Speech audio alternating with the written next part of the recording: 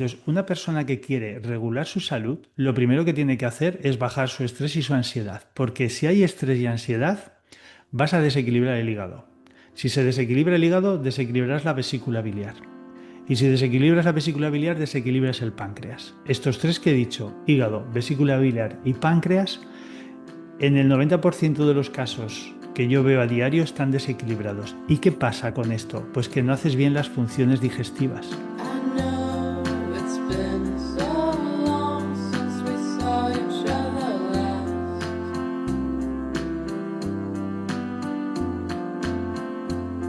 I'm sure we'll find Soy Xavi someone Sánchez y este es un espacio dedicado a observar, tomar conciencia de cómo vivimos y ver si existe otra forma, otra manera. Hoy estaremos con José María Sánchez Navarro, naturópata holístico, micronutricionista y psicoterapeuta transpersonal. Con él hablaremos sobre cómo podemos vivir mejor en una sociedad cada vez más hostil. Hey moon, it's just you and me tonight.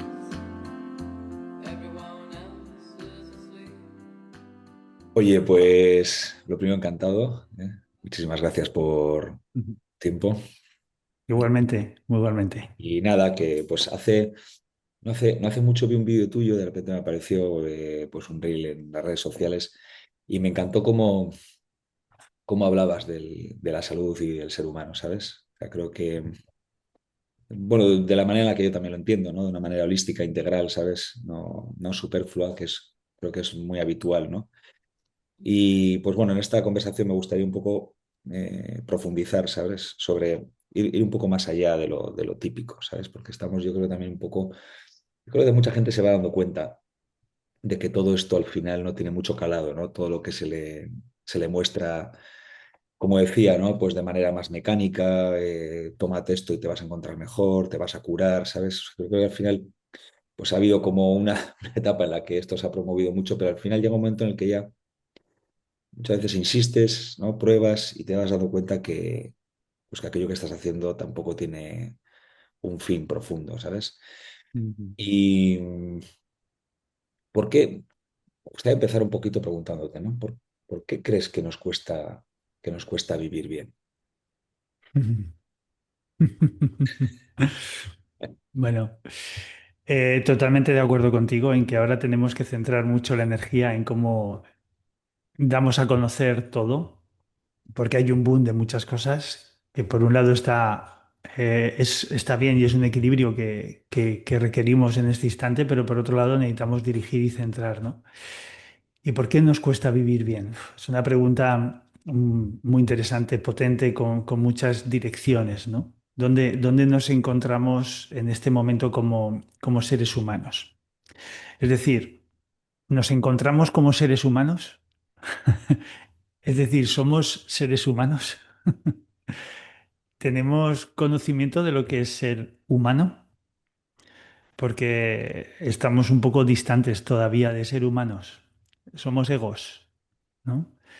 Hoy en día, más que nunca, delante de nuestra experiencia diaria, se antepone todas nuestras necesidades de supervivencia, de mantener pues nuestro estatus, de mantener nuestra economía, de mantener nuestra casa, de que nuestra familia esté bien, no le falte de nada, pero poco nos ocupamos un poco de lo que ocurre en el exterior, ¿no? Esto ha hecho que cada vez el ego se vaya blindando más, vaya acercando y vaya construyendo más muros alrededor, ¿no? De hecho, si nos vamos hace 4.000 años atrás, la gente tenía casas por ahí, pero no había vallas. Ya. Sí. Incluso aquí en España, si vas por algunas zonas de Asturias, algunas zonas del Pirineo, ves una casa allí que vive gente, pero no hay valla, ¿no? Desde el momento que ponemos valla, ponemos una coraza, una barrera a muchas conexiones con el otro. Entonces, ¿qué ocurre? Que todo esto nos ha ido distanciando cada vez más, como digo, de lo humano. Y eso nos está llevando a una forma de pensamiento demasiado sombría, dramática, sesgada, y no tenemos capacidad de ver la plenitud total del horizonte. Solo vemos lo que tenemos delante, ¿no? Lo que es el miedo a morir, la guerra, el miedo a perder, el miedo a no tener. Entonces, todos estamos en un momento en el que hacemos muchísimas cosas para intentar sobrevivir. Y fíjate que hay una frase que me viene mucho, que últimamente me dicen muchas personas. Dice, ¿no estás notando que el día dura menos? O sea, como que el tiempo se ha cortado, ¿no? Y entonces empezamos a sacar lógica así, porque según suman en sus frecuencias, el día se acorta, tal, no sé qué, está pasando algo a nivel físico, astrológico. Para mí, personalmente, cuando yo hago retiros de silencio, que me retiro a meditar y a estar en silencio, callado y simplemente estar, a mí el día no se me pasa rápido. El día se me pasa vivido. Lo que ocurre es que en el día a día vamos todos muy rápidos, haciendo muchísimas cosas y el día se pasa volando. Es más una percepción de la mente que el hecho de que el día en sí esté acortándose, ¿no? Entonces, bueno, sintetizando un poco todo lo que estoy comentando, al vivir de esta forma, todos estamos esperando que haya algo externo que nos reorganice dentro. Buscamos al terapeuta que nos sane, al maestro que nos diga, a la planta que nos regule, a lo que sea, a la vitamina, a todo, ¿no? Y estamos buscando externamente siempre lo que debemos ir buscando dentro, ¿no? Y esto es lo que está haciendo principalmente que ahora estemos viviendo cada vez más desequilibrados y que no sepamos realmente lo que es vivir. Me gustaba mucho lo que has dicho de blindados, ¿no? Y lo que has comentado de la vivienda, ¿sabes? De ir hacia atrás ¿no? Y pues eso, lo que comentabas, ¿no? Casas que no tienen valla, refleja mucho la manera en la que vivimos actualmente, cada vez más con más miedo, más cerrados, ¿no? Yo recuerdo que cuando era pequeño, tengo recuerdos de cuando era muy pequeño, siempre me preguntaba si la manera en la que vivimos es original, ¿sabes? Es decir, si... Me acuerdo sobre todo, yo creo que cuando empecé a ir al colegio, ¿no? Y bueno, siempre he tenido como sensibilidad para, no sé si, bueno, para darme cuenta, pero también para preguntarme, ¿sabes? Si la manera en la que vivimos, pues bueno, es una manera impuesta, es original, ¿cómo sería el ser humano si no viviese de esta manera, ¿sabes? Es natural vivir así, no lo es. Es cierto que al final, pues esas preguntas, esa búsqueda me ha llevado hasta el día de hoy, pues a seguir profundizando en ello, ¿no? Me gustaría, ya que has vuelto atrás, ¿no? Que has dicho hace 4.000 años, me gustaría hablar un poquito del ego, ¿sabes? Si el ego es inherente al ser humano o es una estructura que se crea en base a pues, una protección, ¿no? Para poder sobrevivir en un mundo, ¿no? Que tampoco tolera o acepta la natural forma de ser del humano, ¿no? Mm, Es un, es algo, el ego es algo que se habla mucho de manera cotidiana, ¿no? Fíjate qué egoísta el otro, ¿no? Pero creo que merece también un poco más de profundidad, ¿sabes? Es decir, bajo tu experiencia, bajo tu opinión, ¿qué es el ego? ¿Por qué se crea? ¿Tiene sentido? ¿Tiene sentido? ¿Podemos vivir sin él? Me ha resonado mucho, para contestar esto, me ha resonado mucho tu planteamiento desde pequeño. Me has recordado a mí, me has recordado a mí porque me recuerdo con 4 o 5 años en el colegio, en el recreo del patio del colegio, todos jugando y yo comiéndome ahí un sándwich y preguntándome esto mismo. ¿Esto es real? ¿Esta es la forma en que vivimos? ¿Esto tiene sentido? Y poco a poco en este camino de vida cada vez le voy encontrando un poco más de sentido a eso. Fíjate que el ego siempre ha estado. El ego es algo que sale desde la primera creación del ser humano. Podríamos decir desde la primera creación del cuadrúpedo que éramos, ¿no? Eh, Siempre ha estado el ego. Lo que pasa es que el ego, como tal, como lo conocemos hoy en día, no ha estado. El ego que conocemos hoy en día se ha forjado en los últimos 2000 años, 2500 años. ¿Mm? Casi podríamos decir desde la época romana es donde hemos forjado eh, un ego protector, un ego individualista y un ego que de alguna manera solo busca el reconocimiento. Porque todos habremos escuchado lo que eran los paganos, ¿sí? Los paganos que teóricamente venían pues de los países del este como los vikingos, ¿no? o cuando vivíamos en tribus hace 10.000 años o 8.000 años, porque no teníamos una creencia en algo externo que nos iba a salvar. Sí que creíamos que había unas energías que nos rodeaban y que de alguna manera les debíamos respeto, como es la energía del viento, del fuego, del aire, que todo eso nos daba la vida diaria, el dios del sol, ¿no? Pero no eran dioses como tal, simplemente entendíamos que eran energías arquetípicas que nos mantenían la vida, ¿sí? Como una energía inconsciente que gracias a ellos, como el agua, pues vivíamos. Y fíjate que hace como 2.500, 3.000 años, cuando todavía la mayoría de las personas en el mundo eran paganas, vivían de esta forma, como hemos dicho antes. Tenían su casa, pero no había muros. ¿Sí? Tenían su casa, compartían con los vecinos, que igual tenían a 300 o medio kilómetro de distancia, o más a lo mejor, pero todos tenían una unificación y de vez en cuando se juntaban y hacían reuniones, hacían sus fiestas, hacían cosas, pero no había, ¿no? Esta separación. Fue a raíz de empezar a quitar el paganismo, es decir, el sentir a los elementos de la naturaleza y del universo que nos proporciona la vida, y empezar a forjar una imagen simbólica de alguien que nos cuidaba. ¿Sí? Y de esto surge pues las religiones, ¿no? Y todo tiene mucho que ver porque todas las civilizaciones, todas las eras, mejor dicho, tienen un espacio de tiempo.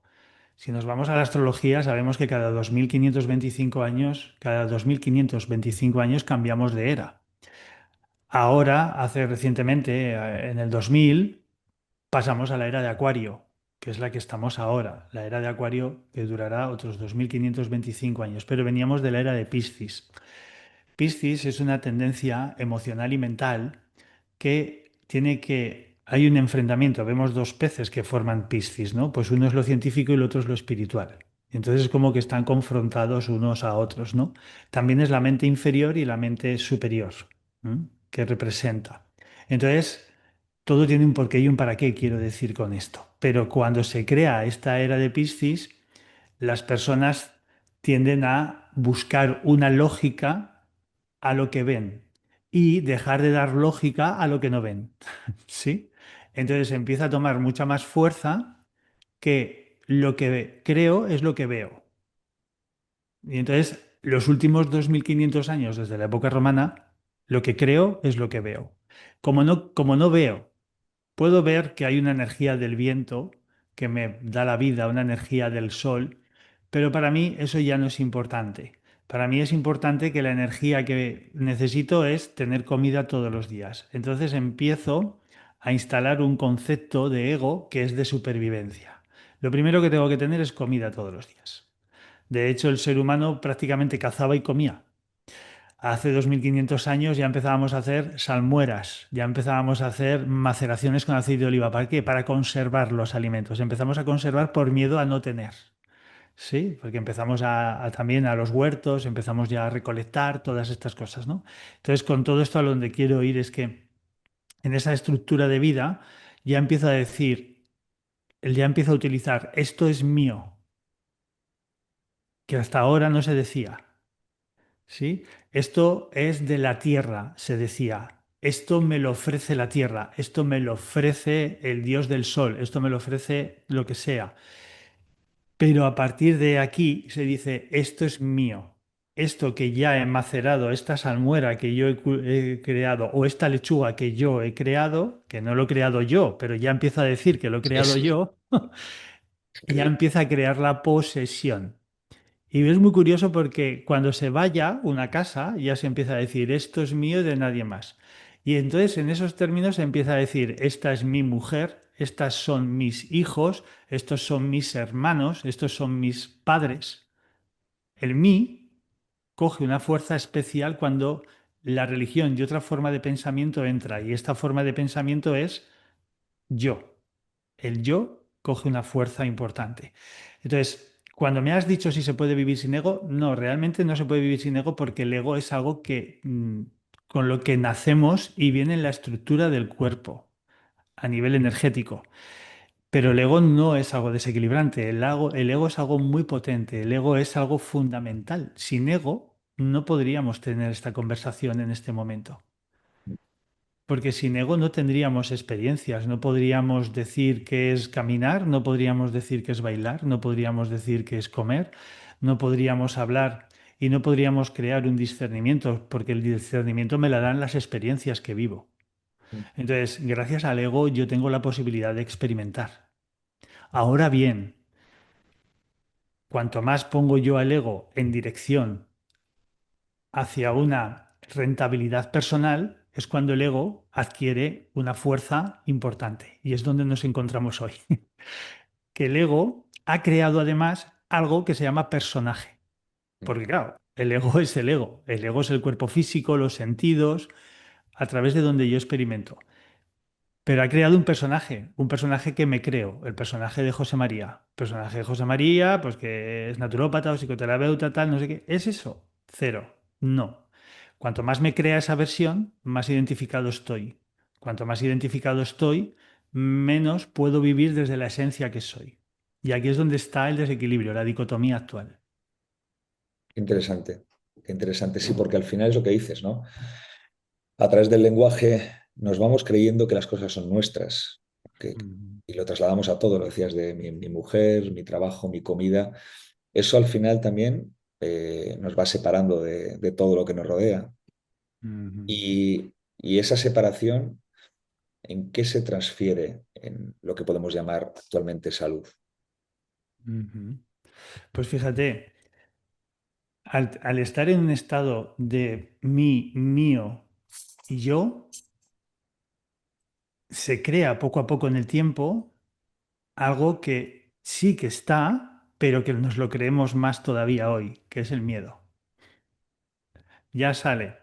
Es decir, ¿hay alguien que viva sin miedo? No, desde el principio de los tiempos el miedo existe, eso es así, y el miedo nos hace evolucionar, sobrevivir y demás. Perfecto. Pero el nivel de miedo que hay hoy en día es un nivel de miedo muy elevado. Quiero decir, a hoy en día tengo miedo a perder una casa, tengo miedo a perder el dinero, miedo a perder mi matrimonio, mis hijos o las relaciones, mis amigos. Es decir, hay un miedo permanente a perder todo. Entonces, cuando yo vivo en ese miedo inherente que está ahí, yo genero una cosa que hoy en día también prevalece mucho que se llama estrés. Mm, El estrés, como bien sabemos, hay dos tipos de estrés. El estrés adrenérgico, que es el estrés que surge en un momento dado para salvar mi vida, ¿sí? Vamos a entrar más, que es pero natural en el sentido de que es parte de la vida, vamos. totalmente, totalmente. Estás en una ciudad, cruzas una carretera, está a punto de atropellarte un coche. Sí. Y en ese momento todo tu cuerpo activa una serie de funciones cardiovasculares, cardiorrespiratorias, adrenalina y demás. ¿Para qué? Para que tú puedas saltar y esquivar el coche. Esto lo hacíamos antes, pues para esquivar el mamut que te encorría porque lo ibas a cazar. ¿Sí? Entonces, el estrés era algo fisiológico, ese es fisiológico. Pero luego tenemos el estrés corticosólico, que esta palabra que hoy en día todos conocemos, cortisol, que es el estrés que mantenemos constantemente. Yo llego a trabajar y llego a trabajar y no me pongo 3 o 5 minutos, un momento a la respiración, a entrar en el trabajo en disposición de atención y poco a poco voy haciendo todo, ¿no? No, entro en el trabajo, seguramente me habré tomado un café, habré tomado algo para subir más la energía y empezar a atender todo. Y mientras yo estoy con el teléfono estoy haciendo otra cosa, ¿sabes? Lo que hoy se conoce como multitasking, ¿no? En todo esto. Sí. Y eso es un estrés corticosólico. O el caso que hemos puesto. Te va a atropellar el coche, tú esquivas el coche, no te atropella, no te pasa nada, salvas la situación. Pero ¿qué pasa? Que un mes después todavía estás contando a todo el mundo que estuviste a punto de morir. ¿Sí? Ah, ya, ya, ya. Podríamos decir a todos los que nos estén escuchando, ¿hemos visto alguna vez una cebra que se salva de ser comido por un cocodrilo o por un león? Ir a todas las cebras a contarle, oye, pues he conseguido esquivarlo, menos mal que no me ha cogido porque me hubiera arrancado la pierna, no sé qué. No, la cebra se escapa, se va, baja todo y continúa su vida. Entonces nosotros, el ser humano, tendemos a esa tendencia. Miedo, estrés, cortisol. Y aquí es donde empieza el desequilibrio de la salud. Aquí es donde ya ese proceso afecta al sistema nervioso. El sistema nervioso, fisiológicamente, maneja el sistema endocrino. Glándula tiroides, glándula hipofisaria, hipotálamo, pineal, suprarrenales, testículos, ovarios en mujeres. Aquí tenemos uno de los grandes desequilibrios ya. ¿Cuántas personas en España tenemos con hipotiroidismo? Prácticamente estamos hablando, y no es una cifra exagerada, de un 30% de la población española. 3 de cada 10 personas suelen tener hipotiroidismo en este momento. Eso obedece a que la glándula tiroides se ha cansado, has hipermetabolizado tu vida, has sido rápido, has corrido antes de andar, no encuentras solución a los problemas y te mantiene en un estado de estrés. Cuando el sistema endocrino cae, cae detrás del sistema endocrino el sistema inmune, porque el sistema nervioso maneja el endocrino y el endocrino el inmune. Y por lo tanto ya tenemos pues tantos procesos como tenemos que hoy en día, infecciones continuadas, patologías autoinmunes, tumoraciones. Entonces, claro que tiene una vinculación directa cómo me manejo en el medio que me rodea y mi salud física. Total, total, porque veo como también la tendencia a querer, bueno, cumplir con ciertos requisitos que se venden como, pues, pautas para vivir bien, ¿sabes? Es decir, pues, comer, por ejemplo, sin gluten, hidratarte tantos litros de agua al día, descansar tantas horas.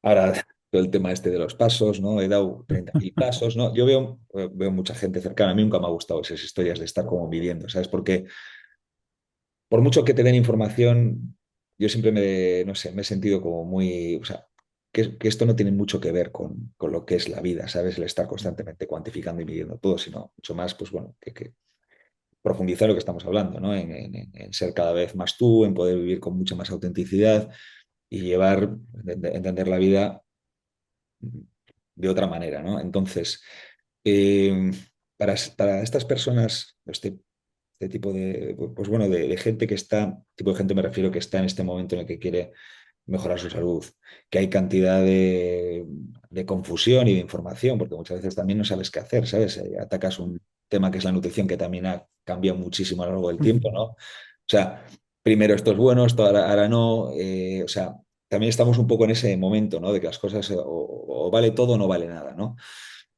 Claro, ¿por dónde empezaríamos? O sea, alguien que realmente dice, oye, quiero encontrarme mejor, o sea, quiero vivir más a gusto, más pleno. ¿Tú qué dirías que sería lo primero a lo que mirar? Lo primero que habría que mirar es mirar hacia adentro. O sea, llevo muchos años dentro de la medicina natural como naturópata, micronutricionista y psicoterapeuta. También osteópata durante muchos años, ¿no? He visto todo lo que es, en lo que se está transformando ahora todo el mundo de la medicina natural y hay mucha infotoxicidad, muchísima. No porque la gente que lo haga no sepa, no voy por ahí, ¿eh? No es una crítica hacia ello, sino porque nos hemos vuelto un poco locos, todos los que nos dedicamos a esto, y no nos estamos dando cuenta que estamos creando mucha confusión, ¿sí? Porque no hay algo, estoy totalmente de acuerdo en lo que dices, no hay algo concreto para todo el mundo que le vaya a hacer sanar a todo el mundo. Y fíjate esto que comentabas, el gluten. El gluten no ha sido un desequilibrio en la humanidad hasta ahora.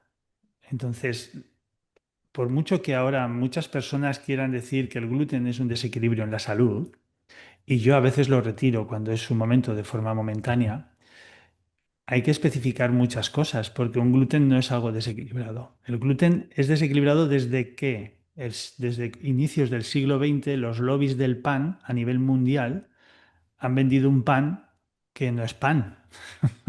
¿Sí? Entonces, a muchas personas dicen, no, es que la fruta es negativa para la salud porque tiene mucho azúcar. Pero si hemos comido fruta siempre, no nos equivoquemos. Hay quien defiende que la fruta es algo con que los árboles se defienden que para que no sean atacados. La fruta la hemos comido siempre. El proceso de que hay ahora tantas intolerancias a los alimentos no es otro que el primero, es el cortisol. Lo primero. Entonces, una persona que quiere regular su salud, lo primero que tiene que hacer es bajar su estrés y su ansiedad, porque si hay estrés y ansiedad, vas a desequilibrar el hígado. Si se desequilibra el hígado, desequilibrarás la vesícula biliar. Y si desequilibras la vesícula biliar, desequilibras el páncreas. Estos tres que he dicho, hígado, vesícula biliar y páncreas, en el 90% de los casos que yo veo a diario están desequilibrados. ¿Y qué pasa con esto? Pues que no haces bien las funciones digestivas. Llega un gluten, no lo puedes digerir porque tu páncreas no va a segregar una serie de enzimas digestivas que necesitas. Llega una grasa, un azúcar, como puede ser una fruta, te puede sentar mal porque tu vesícula biliar es la encargada de metabolizar muchos de los azúcares a través de la bilis. No sacas bilis, no metabolizas azúcares. Pero es que igual no metabolizas ni un aceite de oliva, porque empiezas a tomar un aceite de oliva y te da pinchazos el digestivo, pero es porque tienes un desequilibrio aquí. Tienes alergias, tienes asma, tienes patologías autoinmunes. ¿Quién regula todo eso? El hígado. El hígado tiene 500 funciones distintas. Entre ellas, la más importante es depurar 1 litro de sangre por minuto. En lo que llevamos ahora de podcast, hemos depurado 30 litros de sangre. Y es el encargado de eliminar el 99% de los tóxicos. O sea, nos imaginamos lo que es un filtro de estos 35, 365 días al año durante toda tu vida. ¿Alguna vez nos paramos a limpiarlo? ¿Alguna vez nos paramos a pensar que necesita descanso? No, ¿verdad? Entonces, solo con esto, ¿eh? Solo con esto. Si tienes estrés, todo esto se va a modificar. Con estrés, esto se modifica porque hemos dicho que depende del sistema endocrino y del sistema inmunológico. Si tienes estrés, por lo más general, tu alimentación no va a ser adecuada, porque con estrés y ansiedad, cuando necesitas dulce, no te comes una manzana. ¿Sí? Te vas pues, a una napolitana, un bollito, una magdalena, una galleta, a cualquier cosa de este tipo. Tampoco sueles beber demasiada, una buena agua y demasiada agua, ¿no? Y entonces empiezas a tomar mucho pan, muchos bocadillos, más pizzas, más pasta, más arroz, cosas que indudablemente por, porque estás en un estado de estrés el cuerpo te lo pide más, porque al estar en estrés tus niveles de azúcares bajan mucho, porque el azúcar es lo más utilizado cuando hay estrés, es la energía más rápida. Tu cuerpo fisiológicamente, tu célula va a decir, oye, dame azúcar, que necesito azúcar. Entonces vas a comer más de lo que requieres, vamos a tener resistencia a la insulina y vamos a dar mucho de los problemas que tenemos hoy en día como diabetes tipo 2. Pero claro, todo va unido a qué. ¿A que tengo que dejar de comer un gluten porque el gluten es malo? No. Lo que hay que hacer primero es regular toda tu fase psicoemocional, por lo menos estrés y ansiedad, y luego vamos a hacer una limpieza. Porque haciendo limpiezas, la mayoría de tu digestivo ya empieza a hacer bien su función. Mm. Muchas personas que vienen ahora, tengo intolerancia a la fructosa, me han quitado el azúcar, la fruta es mala. No, la fruta lo primero, pues lo primero hay que intentar comerla que no tenga muchos pesticidas y cosas de estas. Sí, Y sí. luego, por otro lado, que tu páncreas, que tiene unas enzimas que se llaman fructoquinasas, estén en equilibrio, porque tu páncreas es el encargado de poder metabolizar la fructosa. Ahora bien, si está tóxico porque fumas, bebes o llevas una alimentación deficitaria, pues tu páncreas llega a una manzana y dice, yo no puedo con esto. Y la Mm. manzana te sienta mal. ¿Pero es negativa la manzana? No. Es negativo tu proceso de vida y tus toxicidades por el proceso de vida que llevas. Con lo cual, si tuviéramos que ir al origen del proceso, modular el estrés y la ansiedad es lo primero. ¿Cómo? Eso te iba a preguntar, ¿cómo lo hacemos? Claro. Ahí yo siempre abogo porque tenemos que empezar a llevar una práctica de vida distinta. Tenemos que dar un tiempo por las mañanas o cuando tengamos el tiempo para empezar a trabajar con la respiración. La respiración es algo vital, ¿no? Existe mucho humor con esto de la respiración y está genial que exista humor, ¿no? Pero realmente no respiramos. Estamos respirando la mayoría del tiempo por la boca, no respiramos por la nariz. Si respiramos por la nariz y ponemos atención solo a estar respirando por la nariz, nuestro modelo de conducta mental cambia, porque de ir rápidos pasamos a ir lentos, solo por respirar por la nariz. Hay técnicas de respiración para ampliar, o sea, hay mucho trabajo. Yo aquí, pues claro, dentro de mis formaciones me formé muchos años como profesor de yoga y me especialicé mucho en mi práctica personal dentro del pranayama, que es una herramienta del yoga que nos lleva a modular la respiración y a modular la energía a través de unos trabajos que se hacen, ¿no? pero empezar a respirar, que todo el mundo tenga un espacio de 20 minutos al día, que puede ser para caminar, no digo que se sienta a meditar en un cojín, no, o a meditar en una silla, o meditar mirando el sol, o meditar caminando, pero date un espacio de tiempo para bajar ritmos, ¿sí? Y sobre todo, darle un poquito de atención a tu cuerpo. El ejercicio físico moderado está bien, y luego pues yoga, tai chi, qigong, empezar a probar a ver qué modalidad de estas te gusta más a ti, te acompaña, ¿no? Pero es indispensable porque, claro, eh, podemos dar claves, pero luego se tienen que poner en práctica, ¿no? Hay Sí, una sobre respiración, todo. si me permites solo Sí, sí, una sí. Sí, y la sí. comento y ya Sí, está, sí. hay una respiración que la desarrolló, vienen de los textos de Cristo Jesús, porque Cristo aquí no fue alguien que solo hizo vive en amor y paz y bien, ¿no? Que está genial, pero él desarrolló, él hacía yoga, hacía pranayama, modulaba su comida, hacía ayunos, muchísimas cosas que dejó escrita y la practicaban unos discípulos, un linaje de discípulos que se llaman los esenios. Por si quiere investigar las personas, los esenios eran como los discípulos practicantes de Cristo en estas herramientas que estoy comentando. Pues había una respiración que él decía mucho, que era la respiración de calmar la ansiedad instantáneamente. Y era inspirar profundo por la nariz, abrir la boca y expulsar el aire como si quisiéramos empañar un cristal. Y hacer esta respiración 8 o 10 veces.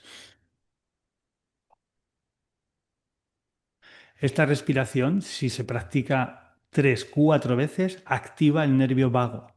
El nervio vago es el que calma tu circuito cardiovascular y digestivo. Cardiovascular, cardiorrespiratorio y digestivo.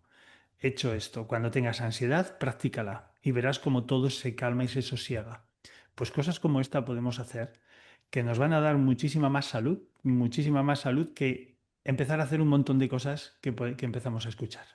Sí, sobre todo lo que comentabas, ¿no?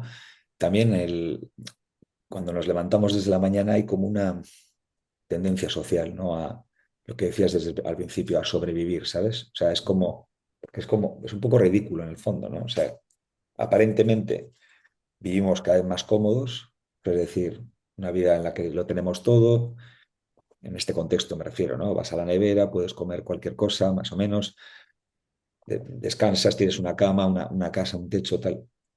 Pero aún así la sensación interna es de carencia, ¿sabes? O sea, me levanto por la mañana y es una carrera constante. O sea, Mm, me refiero, aparte del trabajo respiratorio, bueno, que yo también lo practico y la verdad que bueno, es una herramienta maravillosa para poder regular y sobre todo para poner mucho hincapié y atención en el presente, ¿no? Y sacarnos de ese parloteo mental, ¿no? Que nos proyecta y nos altera, nos genera ansiedad, ¿no?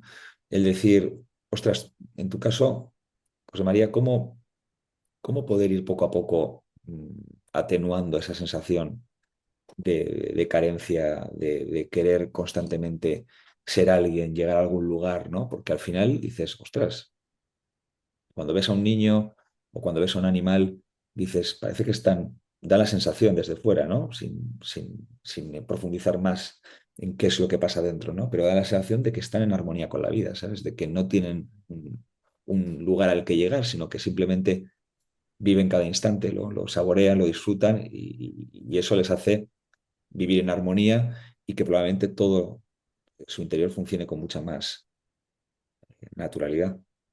ujujú, ujujú.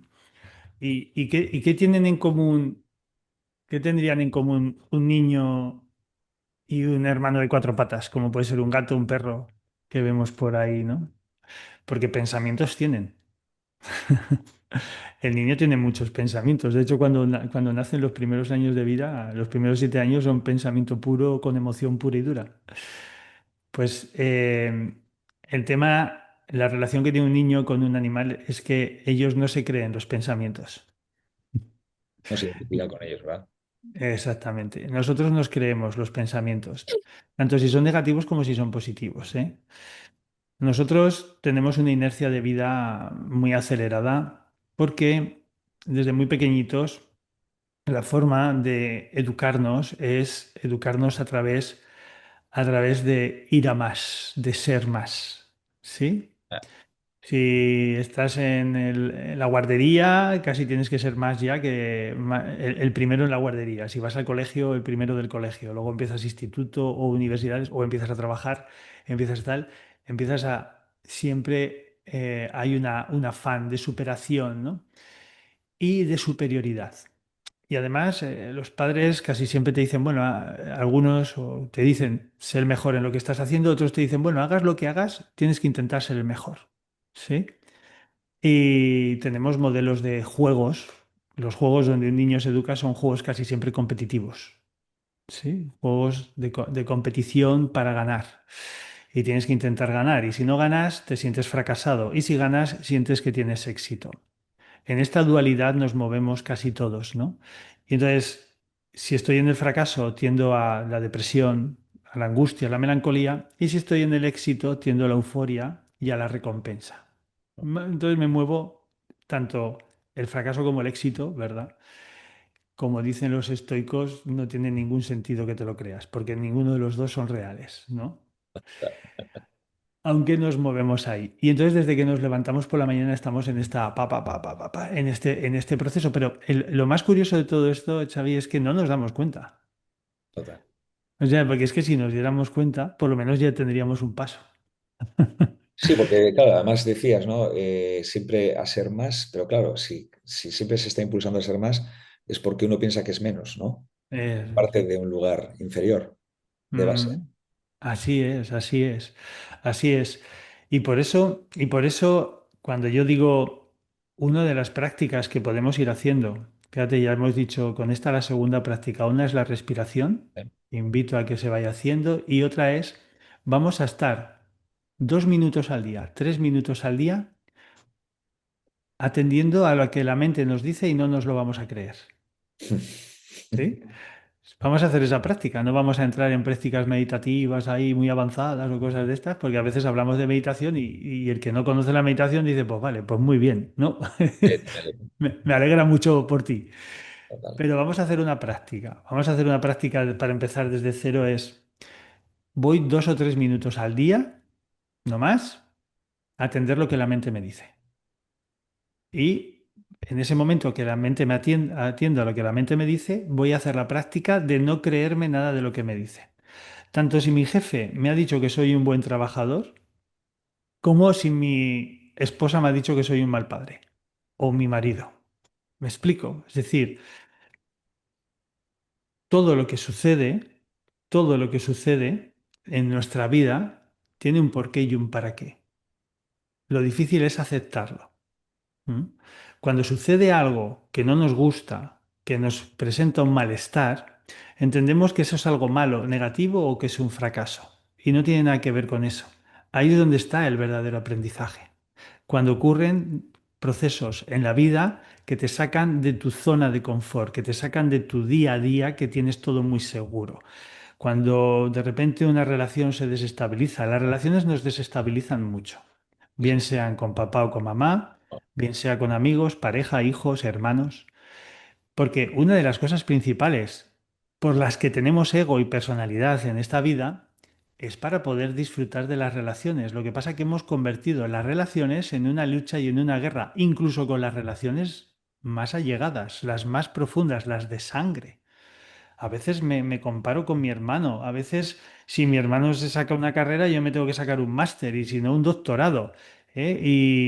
Y si no, y si mi hermano tiene una vida muy cómoda y muy fácil y yo la tengo muy difícil, es que a él le han dado más oportunidades que a mí. Me explico, estamos en Es un una retórica, constante. ¿no? Claro, es un parloteo mental, ¿no? Que tenemos ahí permanentemente. El parloteo esto es lo que nos mata, esto es lo que nos hace enfermar realmente. Entonces, si yo le pongo atención y empiezo en los momentos donde la vida me está ensalzando y me está diciendo que soy alguien exitoso, pues juego a esa parte de no me creo esto porque no es importante. Porque por mucho que yo ahora esté en el éxito, en un momento esta vida se terminará.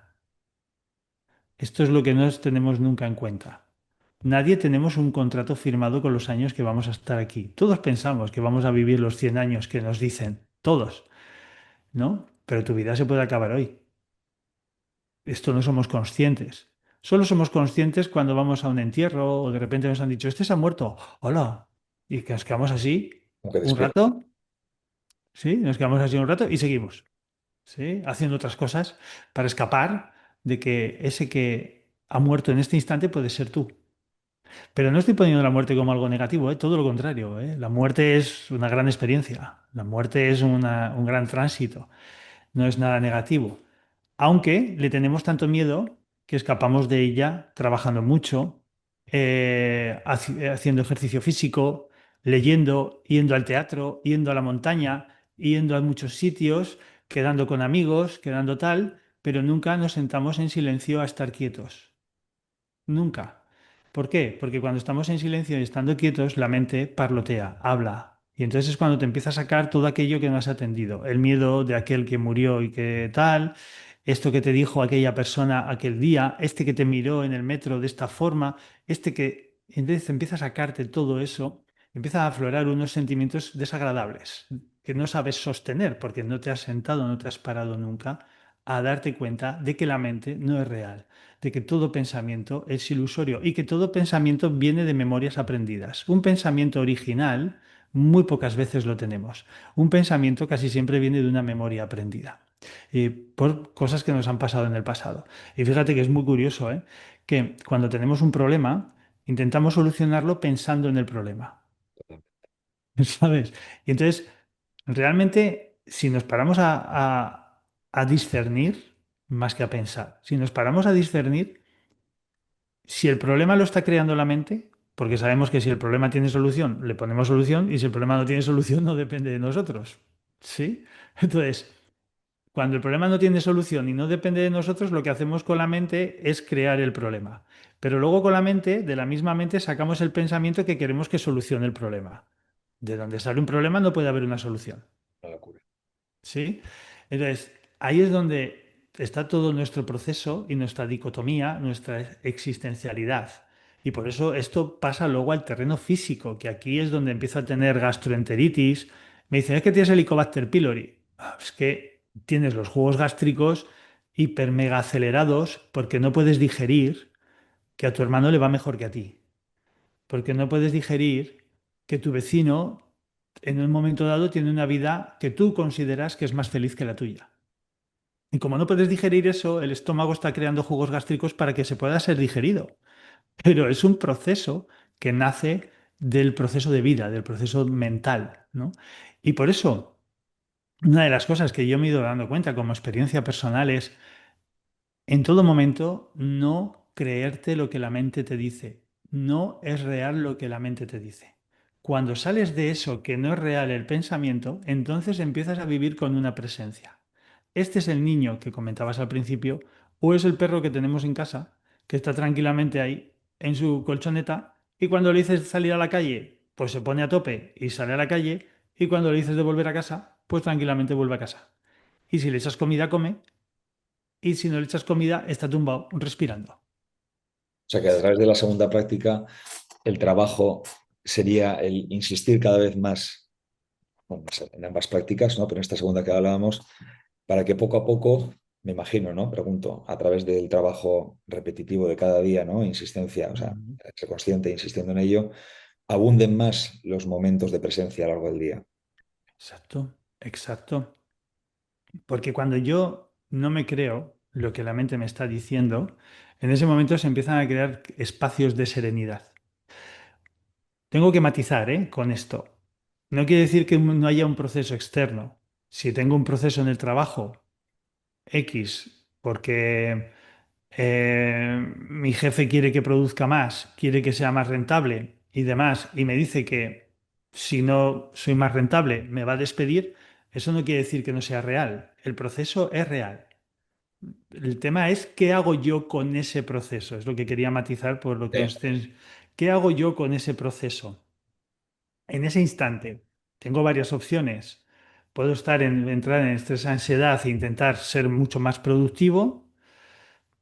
Puedo tomarme un momento de calma para no creerme lo que la mente me está diciendo, que voy a acabar en la calle, no voy a poder pagar la hipoteca y mis hijos y yo nos vamos a tener que ir debajo del puente. O puedo tratar de dejar todo ese proceso a un lado, que para eso necesito entrenamiento, por supuesto. Si no hay entrenamiento no lo voy a poder hacer. Y cuando esté soltando los pensamientos negativos que mi mente está creando, que son ilusorios, no son reales. Que mi jefe me ha dicho que me puedo ir a la calle es real. Que yo me vaya a vivir debajo de un puente no es real. Que mi jefe me diga que me voy a la calle, eso produce estrés. Que mi mente piense que yo me voy debajo de un puente, eso produce ansiedad. El estrés es real. La ansiedad siempre es ilusoria. Si tú tienes ansiedad es porque tu mente está ilusionando, está creando eventos futuristas que no son reales. Mm. Entonces, ahí está. Por eso hablamos de, vale, hay un proceso en la vida, pero voy a apartar. Si aparto la ilusión, si aparto esa ansiedad, me quedo con el estrés. El estrés es mucho más manejable, porque desde el presente, en lo que está sucediendo, puedo tomar mejores decisiones. De la otra manera, mi mente se va a colapsar y seguramente tomaré de las peores decisiones. Porque ¿quién dice que no sea mejor que te despidan de esa empresa? Mm. Claro. ¿Por qué no? ¿Por qué no hay una confianza en que te despiden de esa empresa porque va a venir algo mejor? No, pero claro, como mi ego dice que, claro, me echan de la empresa porque soy mal empleado, porque no produzco. Pero si eso es la mente de tu jefe. La mente de tu jefe también es ilusoria. La mente de tu jefe va en consonancia a su vida. Tú tienes otro camino. El tema es que valoramos mucho la opinión externa que se queda de nosotros. Mm. Aunque todos digamos, no, no me importa. Sí, sí que importa. Porque en un momento dado puedes decir, bueno, yo hago mi función adecuadamente, produzco todo lo que tengo que producir, pero también respeto mi energía y mi tiempo. Y si puedo hacer 100 piezas a la hora, no voy a hacer 200. Total. ¿Sí? Entonces, claro, esto nos encontramos con una práctica, con un proceso de vida en el cual tú te tienes que asentar en la confianza y en la seguridad en ti mismo. Como hay poca confianza en uno mismo, como hay poca seguridad, la autoestima casi siempre está bastante desequilibrada, empezamos a tomar decisiones bajo la perspectiva de lo que los demás harían, o lo que mi padre o mi madre haría, o lo que mis hermanos hacen, o lo que el resto de la sociedad hace. Con lo cual, yo no soy natural, con lo cual no soy genuino, soy una copia. Eso me lleva a frustración, porque encima me enfado más. Porque encima me tengo que quedar en este trabajo que no me gusta, encima me tengo que comer lo que no he podido decir, me tengo que tragar lo que no he podido decir, problemas de garganta, de esófago, ¿sí? Miedo a perder el territorio, problemas de pulmón, así sucesivamente, ¿no? Entonces, fíjate lo importante que es lo que hemos dicho de decir, voy a hacer 2 o 3 minutos al día, de empezar a no creerme lo que la mente me dice. ¿Mm? Sí, sí, sí. Al final que son dos prácticas que cualquier persona puede aplicar en el día a día Ujú. si se lo hace con ganas. O sea que no estamos hablando de nada. Claro, y ya para, José María, para terminar un poco con esto, que me podría tirar toda la mañana hablando, porque me encanta, me fascina, ¿no? Cuando aparecen, cuando florecen este tipo de preguntas, que yo creo que muchas veces también son porque uno no está viviendo con autenticidad o no está experimentando aquello que quiere experimentar, ¿no? Del sentido de la vida, ¿no? ¿Cuál es el propósito, ¿no? Desde tu experiencia, cuál crees que sería el propósito de vida? Es decir, ¿hay un propósito general de todos los seres humanos actualmente lo que estamos viviendo? ¿O hay un propósito que tú considerarías que sería más como individual, que cada uno tiene que ir descubriendo en sí mismo para poder Ujú. Existen los dos. todo? Existen los dos. ¿Mm? Hay un propósito individual y hay un propósito colectivo. Porque al igual que hay un inconsciente individual, hay un inconsciente colectivo. ¿Mm?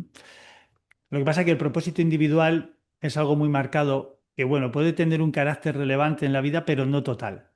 ¿Sí? Es decir, em, yo puedo estar aquí en esta vida y poder entender que mi propósito es este que estoy haciendo ahora, compartir experiencia, acompañar, ¿no? En un momento dado. Vale, es un propósito, está bien, pero ¿es el propósito verdadero de esta vida? No. El propósito de todo ser humano que baja aquí, que coge este cuerpo físico, el propósito es desidentificarse precisamente del propósito y del cuerpo físico. ¿Vale? Yo no voy a decir que bajamos a un juego, como se suele decir, porque la vida no me parece un juego en muchas situaciones. La vida es potente en muchas situaciones y en muchas situaciones te ponen entre la espada y la pared. Y para los que hemos vivido noches oscuras del alma, para los que hemos vivido lo que es un ataque de ansiedad, lo que es un ataque de pánico y que todo se te desmorona a ti alrededor y no sabes lo que hacer, no es un juego, ¿no? Cuando muere un ser querido, cuando vivimos muchas cosas de las que vivimos aquí, no es un juego. La vida es una experiencia muy potente, que en un momento dado se dice que elegimos descender a vivirla, ¿no? Vamos a poner que esto es así. eh, lo que desciende realmente, lo que dijéramos que es una posibilidad cuántica de lo que desciende, es como el espíritu. El espíritu es como la molécula de Dios, de la energía, de la fuente creadora, de todos los multiversos, ¿eh? Porque no hay un universo, hay muchos multiversos. Entonces hay una fuente creadora. ¿Cómo se manifiesta esa fuente creadora en todos los multiversos? En todos, en todos. ¿Cómo se manifiesta? A través de una cosa que llamamos átomos. Sí, no quiero explicarlo así porque hay personas que a lo mejor energéticamente no lo sienten y no creo que haya un espíritu. Perfecto, vamos a darle como una materialidad, ¿sí? Como Vale. algo sustancial y algo como un calado, entre comillas, científico, ¿no? El átomo está en todo. Yo, todo lo que pueda analizar en este planeta, mínimo en este planeta, todo lo que pueda analizar tiene un átomo. Sea este bolígrafo que tengo en la mano, el micrófono por el que estoy hablando, la pantalla por la que estamos viendo y el cuerpo físico que me compone. El átomo es la esencia de la vida. Hay neutrones, protones en el núcleo, electrones alrededor. Cuando se juntan varios átomos generan una molécula. Cuantas más moléculas se van uniendo, van creando forma, van creando materia. ¿Sí? Pero el espíritu, la energía del universo, es decir, la energía fractal de todo, es el átomo. ¿Mm? ¿El átomo podría descender aquí y experimentar bailar? No, ¿verdad? ¿El Mm, átomo puede experimentar comer? Tampoco. ¿El átomo puede experimentar convivencia? Tampoco. De hecho, tienen muy poca convivencia porque casi siempre están explosionando unos con otros, ¿no? Entonces, el espíritu no puede vivir la experiencia. ¿Quién vive? ¿Cómo puedo vivir la experiencia? Necesito algo más que me dé materia, algo más que me dé materia para poder vivirla. Entonces el espíritu se introduce en lo que llamamos el alma. ¿Y mm, el alma qué sería? Hemos dicho antes que cuando varios átomos se conjugan, crean moléculas. Cuando hay muchas moléculas, crean sistemas. Cuando se crea un sistema, se crea la célula. Ah, que sigue siendo invisible, ¿eh? El átomo es invisible, la célula es invisible. ujú. Al ojo humano me refiero. Sí, sí. Y forman la célula. Esto es el alma. El átomo ya empieza a experimentar a través del alma. ¿Y qué experimenta? Compartir, porque las células comparten. Comunicarse, porque las células se comunican. Convivir, comer, defecar, orinar. ¿Sí? Sí. Y la célula es un ecosistema increíble. O sea, porque lo que a veces la que hemos estudiado en nuestros primeros estudios en ciencias naturales y demás.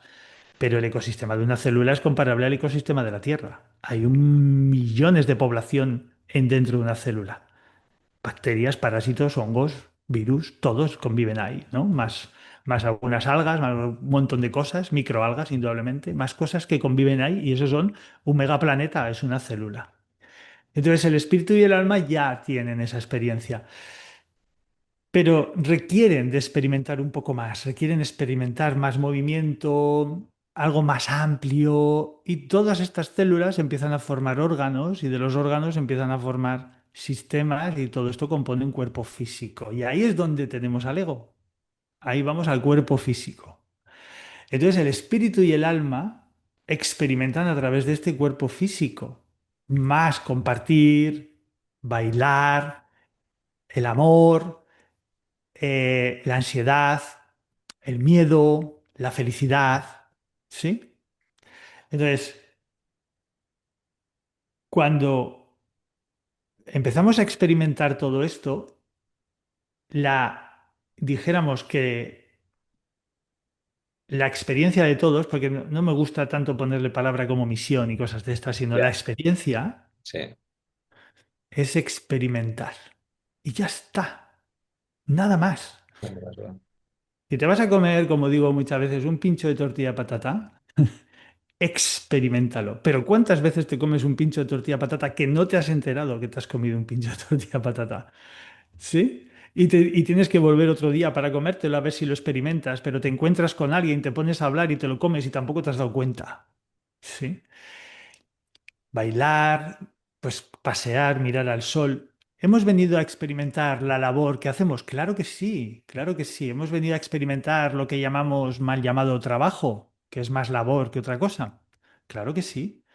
Hemos venido a experimentar situaciones de desequilibrio físico, de salud, también. Todo eso está, pero no es exactamente. El hecho en sí es que lo experimente sin apegarme, sin identificarme y sabiendo que es más importante lo que no veo que hay dentro de mí que lo que veo. Es más importante ese espíritu, porque si nos vamos a un plano energético, ese espíritu que hemos dicho es la esencia de Dios dentro de ti. La esencia de Dios no lo ponemos como un contexto religioso, lo ponemos como un contexto donde reside tu confianza, donde reside tu cocreación, donde reside tu posibilidad de amar, donde reside tu posibilidad de vivir sin o desapegándote del miedo. Y entonces es cuando la vida, entonces cuando decimos que la vida empieza a ser otra, empezamos a leer los códigos de la vida, cuando vivimos desde ahí. Porque desde el espíritu nada es bueno y nada es malo. Nada está bien y nada está mal. No es peor un asesino que una víctima. Es experiencia, son Es circunstancias. experiencia. Porque tú en esta vida, o ahora en esta vida, ¿cuántas personas dicen, no, es que yo aquí soy una víctima porque me han hecho esto? Espérate un tiempo, que seguramente dentro de un tiempo serás tú el perpetrador que generes una víctima. Sí, porque nos movemos en esos roles víctima-perpetrador, asesinos víctimas, abusadores abusados. Entonces, cuando empiezas a vivir desde ahí, te das cuenta de que esto es una experiencia continua que le damos una importancia del ego y la personalidad porque así está hecho el programa con el que vivimos, Ujú. pero no es lo esencial. Entonces, realmente el propósito de todos, la experiencia de todos, es descender a vivir desde el espíritu y desidentificarte de este cuerpo físico. Y si hoy vives, vives. Y si mañana mueres, mueres. Y ¿Sí? dirías que en la medida en la que mejor vives, es decir, más desidentificado, también no diría que o sea, espantar a la muerte, me refiero a espantar el miedo a la muerte. Es decir, cuanto Ujú. más desidentificado vivo, cuanto mejor vivo en este caso, más presente, más en experiencia, en sentir, en que las pequeñas cosas tengan sentido, o sea, tengan un sentido diario, ¿sabes? Me acerco de otra manera a la muerte, espanto la muerte, la miro de otra manera. Ujú. Sí, Ujú. Sí, sí, sí, sí, totalmente, de acuerdo. Claro que sí. Cuando tú empiezas a vivir desde aquí, tú te vuelves un ser libre. Un ser libre. Ser libre no significa que tengas posibilidad de hacer lo que quieras. Ser libre es que te liberes de los miedos de la mente. total. Eso es ser libre. Cuando tú ya no tienes tanto miedo ni al conflicto, porque es vivir en esencia pura. No, no es que nos volvamos ya súper amorosos, no, porque te van a venir conflictos. O sea, el conflicto está en presente, porque el conflicto te enseña y te hace aprender. Entonces, cuando yo tengo un conflicto, lo abordo, hablo con la persona que sea o con quien sea y soy asertivo, expreso lo que siento sin dañar a la otra persona, sin dañarme a mí y modulando mi contenido emocional. Pero yo expreso, el conflicto es algo que enseña mucho a eso. Cuanto yo puedo manejar mejor el conflicto es porque tengo mucho menos miedo. Las personas que manejan bien los conflictos, en esto que, como lo acabamos de describir ahora, son personas que ya tienen cierta experiencia interna de conocimiento, de saber que el conflicto es algo que surge, pero que no tienes nada contra la otra persona, no tienes nada contra el hermano que tienes delante o la hermana que tienes delante. Simplemente es una experiencia vital humana donde uno u otro tiene que poner un límite, porque también hay que aprender a eso. Mm. ¿Sí? Y no me hace falta sacar barreras. Simplemente digo, mira, hasta aquí. Esto para mí no me, para ti te vale, para mí no me vale. Es decir, empezamos a crear un diálogo y puede ser que luego ya te vuelvas a ver o que no te vuelvas a ver nunca más o que incluso el conflicto no se solucione, pero cada uno tiene la capacidad de comunicarse desde la expresión sentida más profunda. Entonces, ahí es donde reside toda la experiencia. Y por otro lado, pues experimentamos desde el espíritu, pues subir una montaña de 3.000 metros y conectar con toda la unicidad. Ambas son experiencias que vamos a vivir. Entonces, solo puedo vivir esas experiencias libre, o sea, solo puedo vivir esas experiencias cuando soy libre. ¿Y cuándo soy libre? Cuando poco a poco voy perdiendo o soltando más o espantando, como tú decías, el miedo a morir. ¿Y crees que ahora, eh, pues lo que estamos, el momento en el que estamos viviendo, ¿no? Antes hablabas también de las religiones eh, y todo, bueno, pues de alguna manera el aporte también que ha habido espiritual, ¿no? O sea, es decir, ostras, aparte de todo lo material que puedo estar experimentando, hay mucho más, ¿no? ¿Crees que estamos viviendo un momento en el que, pues, la espiritualidad está decreciendo, ¿no? En muchas personas, en la que la gente está muy agarrada a la materia y eso también al final nos hace, Mm. por resumir un poco todo en lo que hemos estado hablando, ¿no? Pero que nos hace vivir como estamos viendo, y, o sea, vivir lejos de la esencia, mal, enfermando, estresados. O sea, es decir, deberíamos poner un poco más de atención en todo el aspecto espiritual. Mm. Exacto, exacto. Y deberíamos poner más atención en el aspecto espiritual, eh, siendo veraces y discerniendo lo que es la espiritualidad. Yo tuve camino de vida, yo le digo suerte, otras veces me dicen que no diga que es suerte porque tal. Yo estudié 5 años con Lama Yinpa. Lama Yinpa era un lama que estaba en el templo budista de San Kanyu, que está en Huesca. Yo soy de Zaragoza y entonces subía mucho a ese monasterio y hacía retiros de silencio largos, muy largos, con este lama, ¿no? Con mucha gente y con este lama. Y este lama, para que os hagáis una idea, era español y además hasta los 42 años había vivido en Ibiza y tenía una agencia de modelos. O Joder. sea, os digo un poco la experiencia, ¿vale? Pero según Sí, viene. sí, sí, sí.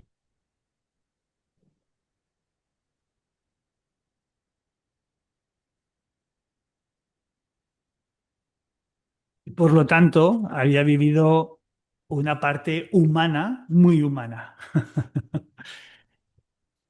Un día apareció Kalu Rinpoche,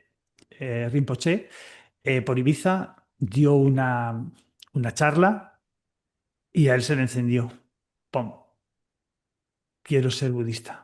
Y se metió de monje 3 años y medio a hacerse en retiro, porque cuando quieres ser monje estás 3 años y medio sin salir del monasterio. Y luego, después, quiso hacer 3 años más para hacerse lama. ¿Sí? Y los 3 años de lama ya estás 3 años meditando, sin parar, ¿no? Entonces, con esto quiero decir que él vivió la vida humana y luego vivió la vida monástica. Lama Yinpa era una persona que decía que el budismo no era una religión, jamás, aunque lo dijera el Dalai Lama. Sí.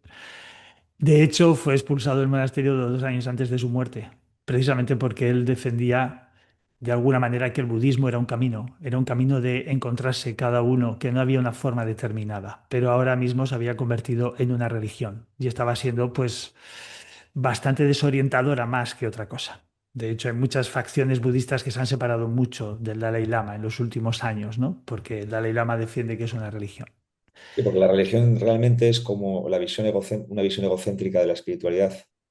Claro, exactamente, exactamente. Y es una visión egoica, siempre. O sea, reduce muchísimo, aunque hablan del espíritu, pueden hablar del alma y demás, se reduce todo a tienes que seguir una metodología concreta, tienes que seguir un canon concreto, tienes que seguir unas normas, tienes que seguir unas leyes, tienes que leerte, tienes que ver.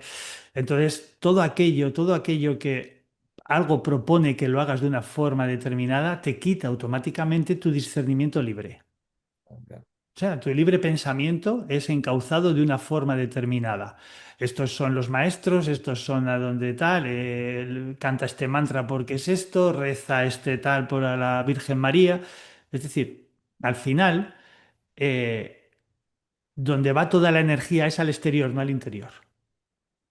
O sea, rezo delante de una cruz porque creo que eso me va a dar una posibilidad de algo o me va a hacer un milagro.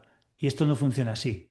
Esto está lejos de la realidad. Aquí los únicos milagros los puedes hacer tú dentro de ti mismo. Entonces, cuando algo se convierte en eso, hay que soltarlo. Y yo con la Mayimpa estábamos 5 años, pero eran 5 años de meditación y donde la meditación era una meditación al vacío, al vacío, al vacío, y encuéntrate, y encuéntrate, y encuéntrate. Bueno, yo mi primer retiro fue un caos total porque no he pasado tantos ataques de pánico seguidos en mi vida. O sea, acabé el retiro, bueno, que me quería ir a mitad del retiro, pero no sé, aguanté porque, porque- Cuántos días fueron el retiro? ¿eh? ¿El primer retiro cuántos días fueron? 10 días. El 10 primero días. fueron 10 días Silencio, en silencio. en silencio. Sí, sí, eran 12 horas diarias meditando y silencio.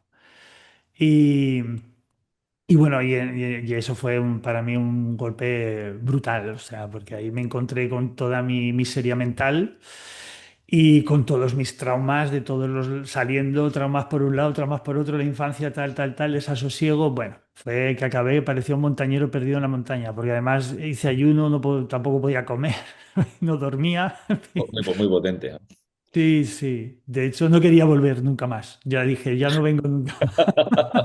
Se acabó. Pero bueno, esto pasa que luego se te va olvidando y volví. Y luego ya fue de otra manera, hubo proceso, fue de otra manera, ¿no? Pero porque Lama Yimpa era muy cañero, ¿no? Tenía una frase mítica que era, la familia son los verdugos que te llevan al matadero.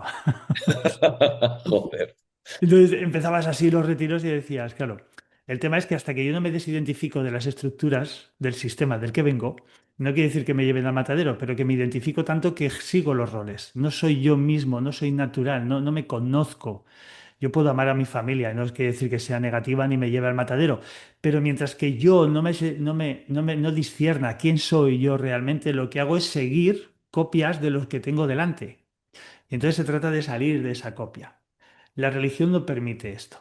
Lo que te permite salir de esto es crear el discernimiento propio. Y para eso no hay que seguir algo, no hay que creer en algo invisible, no hay que creer en el símbolo, sino estar permanentemente en una investigación interna y observar lo que la mente te dice, dónde te limita tu mente, por qué tu mente te condiciona.